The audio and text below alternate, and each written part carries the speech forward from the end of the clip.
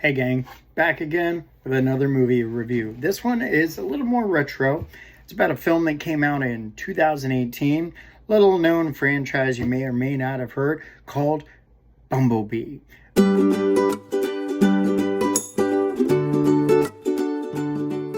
Based on the Transformers franchise, and it's actually a prequel of sorts. It takes place on the planet Cybertron that's engulfed in a interplanetary civil war, if you will, between two factions, the Autobots and the Decepticons.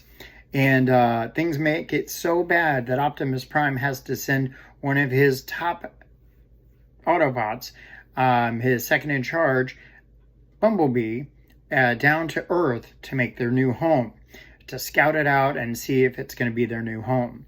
Now, when he first gets there, he encounters Agent Burns, played by John Cena.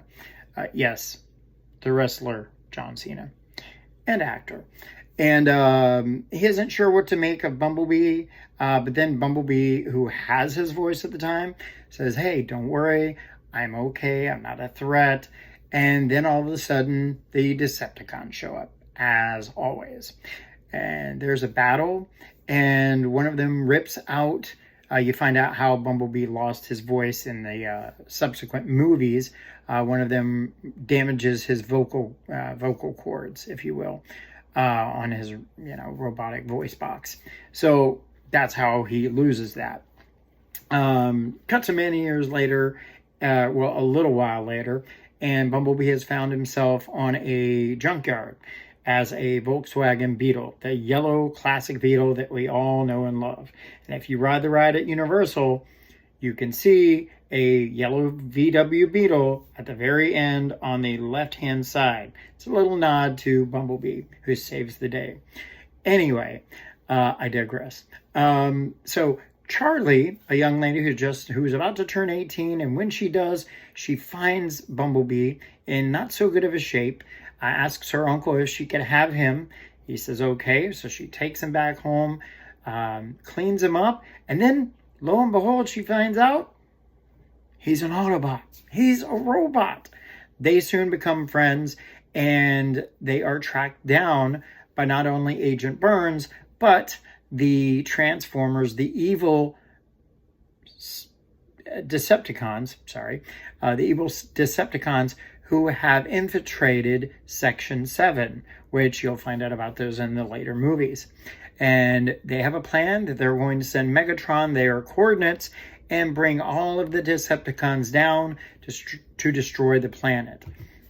Bumblebee's not going to let that happen. Eventually, down the line, everything works out, and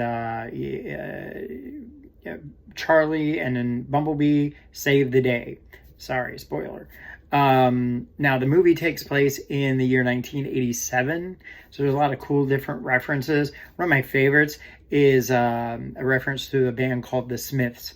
Lead singer is Morrissey, and there's a really funny bit where Charlie tries to put it, she's fixing his voice box by giving him a new radio, a tape deck. She puts in a tape of the Smiths. He immediately knocks it out. He immediately ejects it. Not a big fan. But he soon comes to like Morrissey and the Smiths. So all in all, this is a great prequel. I really enjoyed it. I loved all the action between the Autobots and the Decepticons. I thought it was well thought out. I actually like this one better than the Michael Bay film series, except the first one. The first one kind of set the pace, and it really did what it was meant to do. All in all, it was a great movie. It was directed by Travis Knight. He did Bob's Trolls, Paranorman, cool thing. Peter Cullen, original OG Optimus Prime, does the voice of Optimus Prime in this one.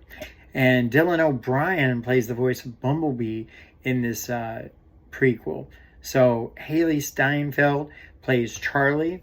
You might remember her from a little-known series on Disney Plus called Hawkeye.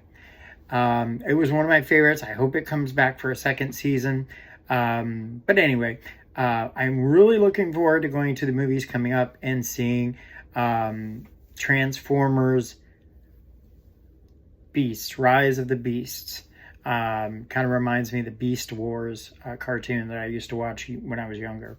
But anyway, that's my review. I give Bumblebee 4.5 out of 5 Allsparks for a wonderful, great time. And you can catch it on Paramount Plus. And that's my review. I'm sticking to it. And as always, we'll see ya. Peace.